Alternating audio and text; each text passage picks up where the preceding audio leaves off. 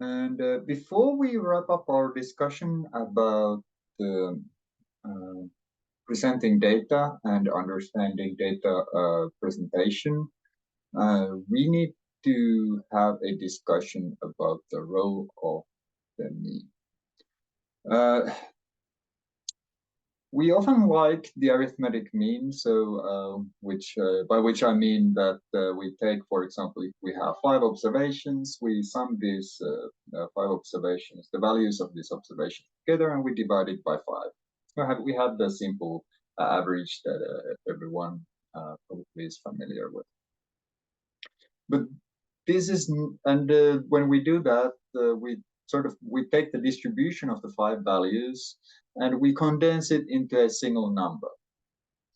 And whether this makes sense or not, it depends. And we need to spend a small section here to think about what it depends on. And if you're interested, this is a wonderfully readable book by Todd Rose. He also has a newer book about collected illusions, which is very readable too. But this is also available in audio format, and it really gives many cases about that really highlight this idea of whether the mean is a meaningful concept to use in a situation or not. And we will go through a couple of these as we proceed.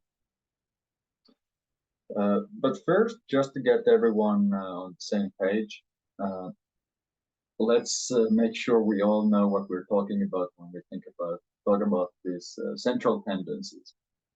So we have 3 basic measures of central tendency. So we have on the top here is the mode, which is the most common observation.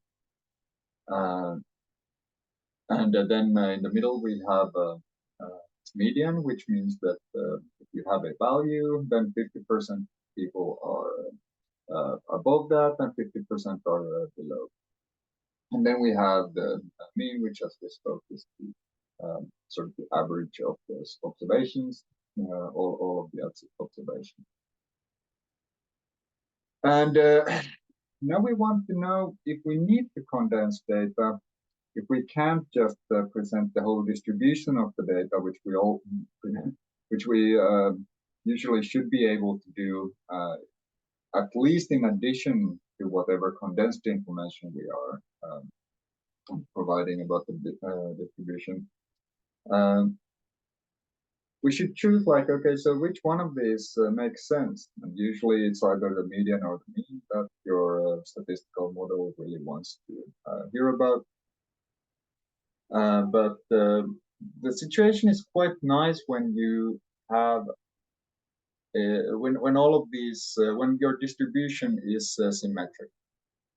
So you have some high point which has the most observations, and then both of the tails. So this is what we call the body of the distribution. So this central part which has the most observations. And we call it these downward sloping hills. We call them the tails of the distribution. So if you've heard of the term outlier or extreme, those are usually located in the tails. And so the situation is quite nice if we have a symmetrical distribution, because all of these measures of central tendency, they coincide. It's the same. So it doesn't matter what we choose, so we can as well choose mean, which is very nice to work with, and we have all the statistical methods and all of that to work with. But when we have a situation where this distribution is actually skewed, which means one of the tails is different than the other, we come to this conundrum. So what should we choose? So we have to start thinking about the issue. And if all of this is unfamiliar to you, I refer you to the Khan lesson.